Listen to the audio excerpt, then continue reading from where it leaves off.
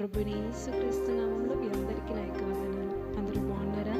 ప్రతిదినం దేవుని యొక్క సన్నిధిలో ఆయన యొక్క కృపలో మీరు ఎంతగానో ఎదుగుతున్నారని ఆశిస్తున్నాను. ఎందుకంటే దేవుడిచ్చి వాగ్దానము, దేవుడిచ్చి మాట మిమ్మల్ని ఎంతగానో బలపరుస్తుంది కదా. మనుషులు మాటిస్తే అది మాటల మట్టికే ఉంటుంది, కానీ దేవుడు మాట ఇచ్చాడు అనుకోండి, అది మాటల మట్టుకు కాదు, క్రియల ద్వారా కూడా ఆ మాట మన జీవితంలో నెరవేరుతుంది. అది నెరవేరినప్పుడు మనలో పుట్టే సంతోషం, ఆనందము అది వర్ణింపచాలన్నది.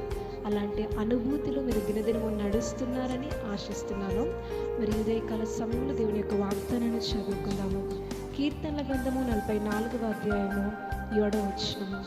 మా శత్రువుల చేతిలో నుండి మమ్మల్ని రక్షించువాడవు నీవే. ఆమేన్. చాలా చక్కటి వాగ్దానాన్ని దేవుడు ఈరోజు మనకు అందించినాడు. దేవుడి వాక్యం మనకు సెలవిస్తుంది ఏంటంటే, ఈరోజు దేవుడు మనతో మాట్లాడుతున్నాడు. మన శత్రువుల చేతిలో నుండి నువ్వు ఎదుగుతున్న కొద్దీ, లేదా నువ్వు నీతిగా ఉన్నప్పుడు దేవుని సన్నిధిలో ఎంతోమంది నీకు శత్రువులుగా, ఎంతోమంది నీకు విరోధులుగా మారిపోతారు. కొంతమంది నీ స్థితిని చూసి జలసిగా ఫీల్ అయిపోయి నీకు వ్యతిరేకంగాను విరోధంగాను మారిపోయేవారు ఉంటారు. కానీ వాళ్ళందరి చేతిలో నుండి దేవుడు మాత్రమే నీకు సహాయం చేసి నిన్ను రక్షించగల దేవుడు. నీకు శత్రువుగా ఉన్న వ్యక్తి ఎంత జనబలము కలిగి, ఎంత ధనము కలిగి, ఎంత డబ్బు కలిగి ఉన్నప్పటికీ కూడా వాళ్ళందరినీ ఓడించగల శక్తి, సామర్థ్యత నీ దగ్గర లేవేమో. ఒకవేళ నువ్వు ఎవరి సహాయం కోసమైనా అడిగినప్పటికీ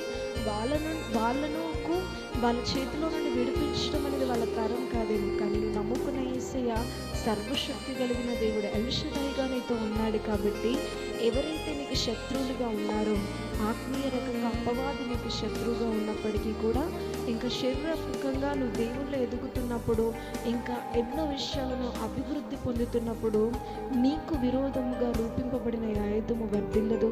నీకు విరోధముగా ఎంతమంది శత్రువులైతే నీ మీదికి వస్తారో వాళ్ళందరి చేతుల నుండి దేవుడు నిన్ను రక్షిస్తారని ఈరోజు వాగ్దానం చేస్తున్నాడు.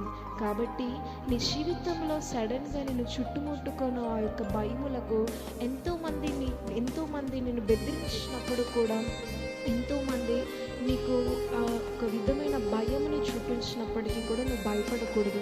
ఎందుకంటే నీ పక్షంలో ఉన్నది మనుషులు కాదు, నీ పక్షంలో ఉన్న దేవుడు. ఉన్నది లేనట్టు, లేనిది ఉన్నట్టు చేయడము మనుషులకు అసాధ్యం, కానీ దేవునికి సాధ్యమవుతుంది. ఎంతోమంది జీవితాల్లో దేవుడు జరిగించిన కార్యాలను విశ్వాసిస్తే నీ జీవితంలో కూడా దేవుడు జరిగిస్తాడు. కనుక ఈ రోజు నుండి దేనికి భయపడాల్సిన అవసరం లేదు. ఇట్టి వాగ్దానము ప్రతి జీవితంలో నెరవేర్చబడం గాక. ఆమేన్. ప్రార్థన చేసుకుందాం.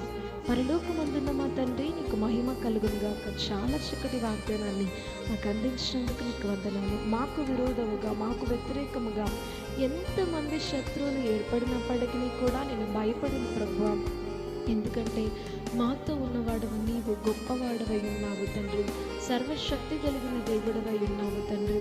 దేవానికి స్తోత్రాలు. లోకమంతా ఒక పక్క, నేను ఒక పక్క ఉన్నప్పటికీ నేను భయపడను ప్రభు. ఎందుకంటే లోకం మొత్తాన్ని నీ స్వాధీనపరచుకునగల సర్వశక్తి కలిగిన దేవుడు మా పక్షంలో ఉన్నావు కనుక తండ్రి, నీ తోడు, నీ దయ, నీ కృప మాకు మీరు ఉన్నారని తండ్రి మేము విశ్వసిస్తున్నాము.